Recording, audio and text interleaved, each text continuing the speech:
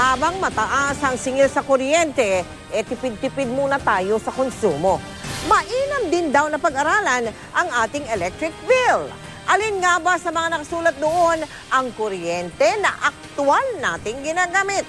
Yan ang tinutukan ni Cara David. Ang binabayad natin sa Meralco ay pinaghahati-hatian ng iba't ibang sektor. Kung titingnan ang inyong Meralco bill, 25% nito ang napupunta sa distribution cost o kita ng Meralco. Halos 10% sa government taxes at halos kalahati sa generation cost. Ito yung binabayad base sa aktual na konsumo natin ng kuryente.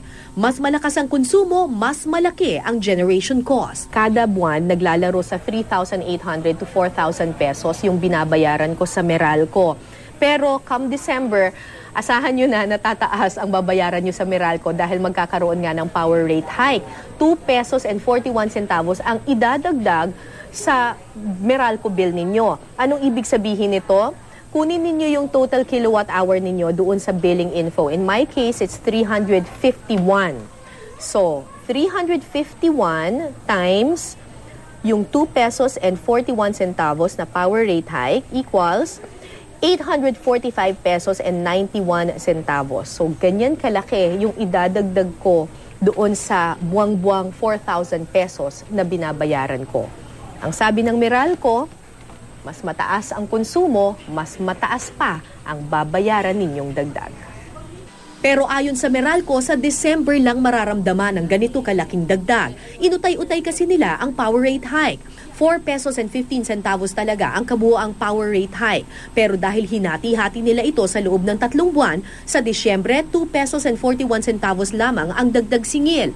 Sa Enero, walang dagdag singil. 1 peso and 21 centavos naman ang idadagdag sa Pebrero at 53 centavos sa Marso.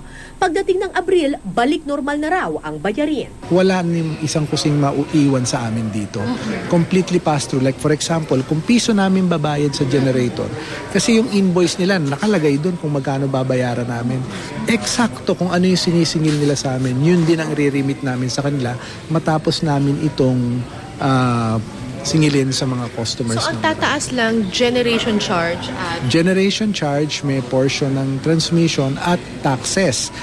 Payo ng Meralco, bawasan ang konsumo ng kuryente para mabawasan din ang generation cost. Si Aling Mercy, iba't ibang bagay na ang naisip para lang makatipid. Ito po, mga spotlight po ito, no? Pero wala na pong bumbilya yung iba. Tinanggal ko na nga. Tinanggal ninyo? Oo, para hindi na nga magsindi ng ilaw. Ito. Yan din, oo.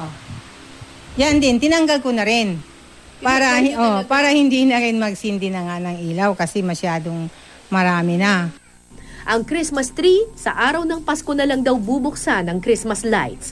Isang TV na lang ang bukas at imbis na aircon, ventilador na lang muna. May mobile application ang Meralco na may appliance calculator para malaman mo kung alin ang pinakamalaki ang konsumo. Halimbawa, kung gagamit ka ng aircon ng 5 oras kada araw, katumbas ito ng 1,282 pesos kada buwan. Between air conditioning and the refrigerator, more or less in a common household, that represents around half or a little more than half of your consumption. Lighting is anywhere between 10 to 20%. So if you can zero in on these three. Cara David, Nakatutok, 24 oras.